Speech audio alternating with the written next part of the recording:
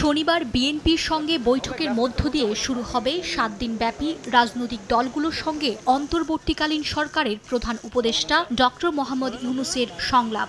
আলোচনার টেবিলে মূল ইস্যু হিসেবে থাকছে রাষ্ট্র সংস্কারে অন্তর্বর্তী সরকারের ৬ কমিশনের কার্যক্রম, দেশের আইন শৃঙ্খলা পরিস্থিতি ও ত্রয়োদশ জাতীয় সংসদ নির্বাচন। সংলাপে অংশ নিতে ইতোমধ্যে প্রস্তুত বিএনপির প্রতিনিধি কমিটি।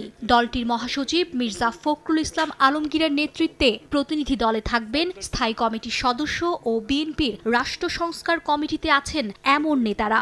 বিএনপির জ্যেষ্ঠ নেতা আমির খসরু মাহমুদ চৌধুরী জানালেন, নির্বাচনের রোডম্যাপ সামনে রেখেই প্রধান উপদেষ্টার সঙ্গে সংলাপে বসবে বিএনপি। সংস্কার কিন্তু একটা চলমান প্রক্রিয়া।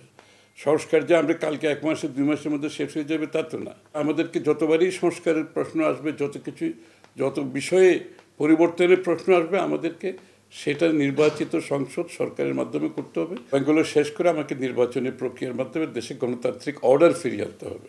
বৈঠকে রাষ্ট্র সংস্কারের বিষয়ে অধ্যাপক ইউনূসের কাছে সুনির্দিষ্ট প্রস্তাব তুলে ধরা হবে বলে জানিয়েছেন বিএনপির স্থায়ী কমিটির সদস্য সালাউদ্দিন আহমেদ। বর্তমান সরকার যে সংস্কার কার্যক্রমগুলো হাতে নিয়েছে, তার মধ্যে আমাদের সুপারিশগুলো এই 31 দফার ভিত্তিতে আমরা প্রদান করব। পরামর্শ হচ্ছে যে একটা নির্বাচনের রোডম্যাপ এই কাজগুলোর হওয়ার সাথে সাথে একইভাবে সিমultaneously ওনারা জাতির সামনে প্রদান করতে পারেন। তবে হার্ড অ্যান্ড ফাস্ট কোনো সময় বা কোনো মাসের কথা আমরা বলবো না। বিএনপির জ্যেষ্ঠ নেতারা বলছেন, সংস্কার একটি চলমান প্রক্রিয়া। পূর্ণাঙ্গ রাষ্ট্র সংস্কারের দায়িত্ব হবে জনগণের ভোটে নির্বাচিত সরকারের কাজ। এই বিষয়টি তুলে ধরা হবে সংলাপ বৈঠকে। বিএনপি এখন যেটা করবে বা দলগুলো যেটা করবে, রাজনৈতিক দল, যে সংস্কারটা কিভাবে হবে, কোন জায়গায় সংস্কার লাগবে, সেগুলি ব্যাপারে আমরা সাহায্য করব। যেটা সবচেয়ে বেশি দরকার সেটা হলো জনগণের সরকার।